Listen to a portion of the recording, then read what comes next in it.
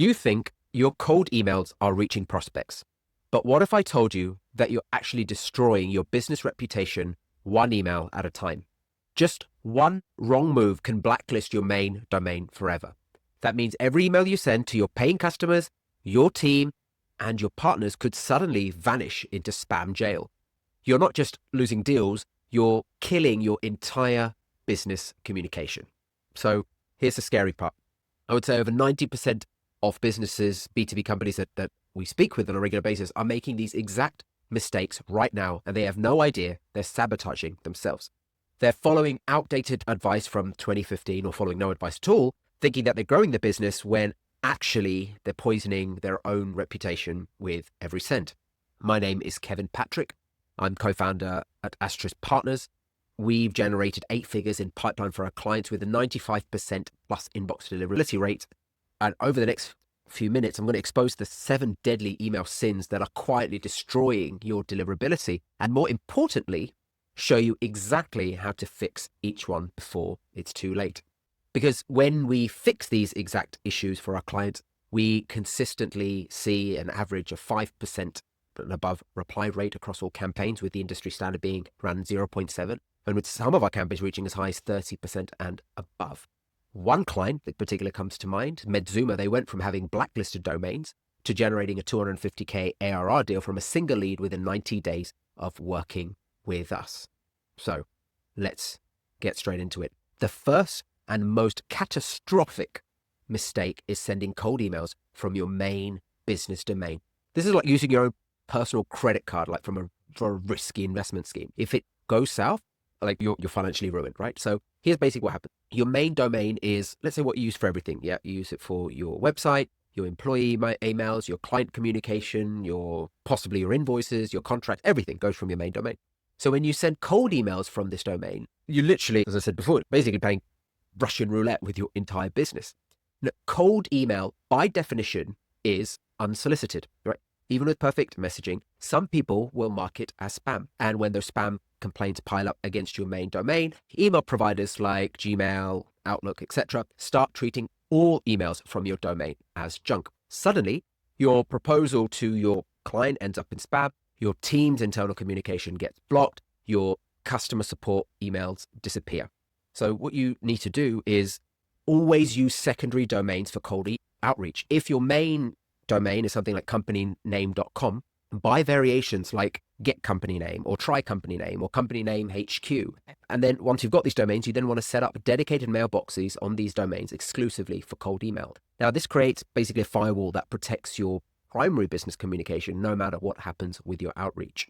And I would suggest that you use specific providers, either someone like Maildo or even on the back end of Instantly and SmartLead. They now give you the options to be able to set up mailboxes. So that's the easiest way. But if you do wish to do it yourself, make sure that you get the second critical mistake right, which is sending emails without proper authentication. SPF, DKIM, and DMARC records are like your email's passport, driver's license, and background check all rolled into one. Without these properly configured, receiving servers don't trust your emails. Your messages look suspicious before they even analyze your content. It's like showing up to airport security without any ID. You're not going to get through. And just to give you a little bit more context, let me tell you what each one does. So the SPF tells receiving servers which IPs are authorized to send emails for your domain. The DKIM adds a digital signature proving your email wasn't tampered with. And the DMARC tells servers what to do if your email fails the other checks. So when you set up your secondary domains for cold email, you have 2 options, right? As I said before, you can use a dedicated platform like Maildo or Instantly and SmartLead, and you can set up your domains and mailboxes all done for cold email, and they'll handle all the technical setup, including the authentication that I've talked about. If you want to do it yourself, make sure you configure SPF, DKIM, and DMARC records properly. This is a one-time setup that dramatically improves, not just improves, you need it if you are serious about landing in your decision makers' inbox. The third mistake is thinking that you can buy a domain today and start sending cold emails today or even tomorrow. This is we've all been there. It's like you want to run a marathon without doing any training. Like it's not going to go well. So email providers look at domain age, sending history, and engagement patterns. A brand new domain with no history suddenly sending emails, cold emails, is obviously suspicious, right? Even with perfect authentication, you will still get filtered. So what you want to be doing is you want to be warming up your domains for at least 2 weeks, ideally longer, 2 to 4 weeks, before you actually send any cold emails. And during warm up, your mailbox will basically send and receive emails with other warmed mailboxes, which ultimately gradually builds reputation. And again, I would suggest that you use some sort of tool or platform to do this. And then even once you start sending cold emails, make sure you still have warm up on. And another little tip is if you have any old domains that you haven't used for a long time and they're just sitting around, set mailboxes for those and send emails from them. They will land beautifully. Old domains, aged domains are gold in this space. The fourth killer mistake is what I call, or what most people call, spray and pray, having no strategy and just blasting the same generic message to absolutely everyone on your list.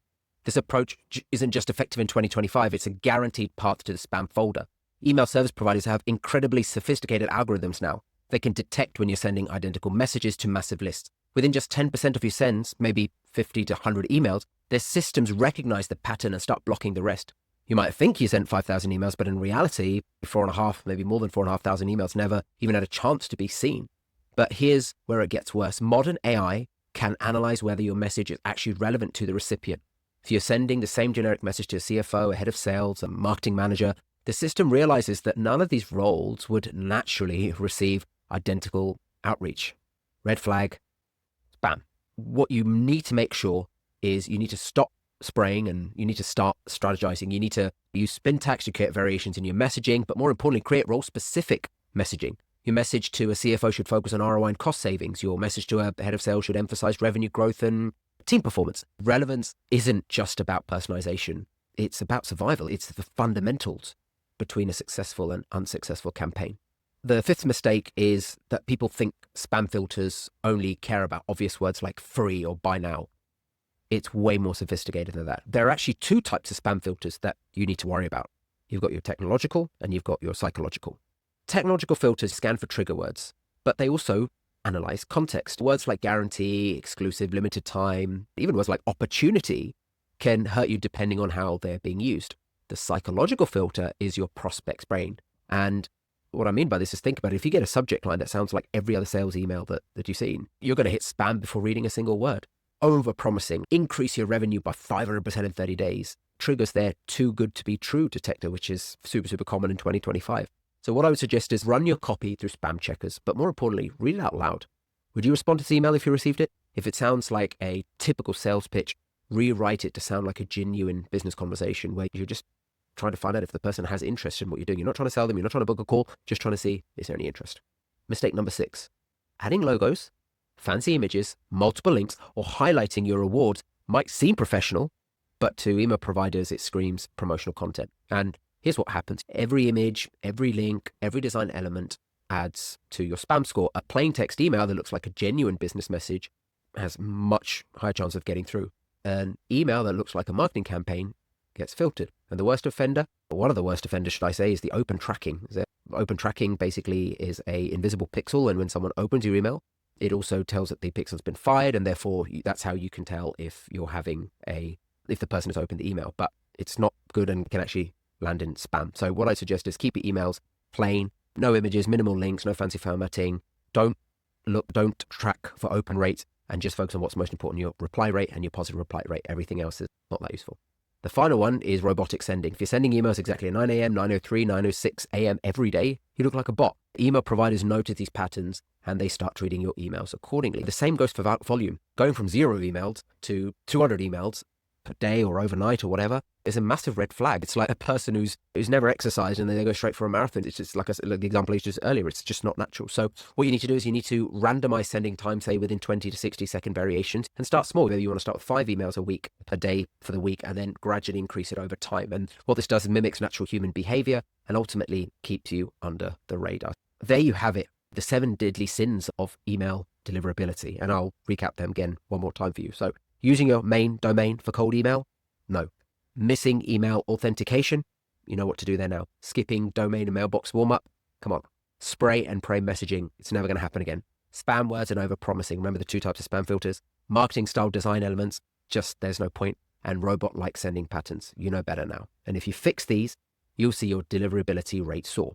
Ignore them and you'll keep wondering why your amazing cold email campaigns generate 0 results. Now, if you're serious about building a proper outbound system that actually works, book a complimentary strategy call with me using the link in the description. And listen, if we're a good fit to work together, me and my team will put together a custom outbound growth plan showing you exactly how we tackle your strategic outreach in the first 90 days. And we give this high deliverable document to you completely for free. And if you found this valuable, smash that like button and subscribe for more strategies that will help you build a predictable pipeline without destroying your reputation. What's your biggest deliverability mistake you've been making? Let me know in the comments below, and I'll see you in the next video.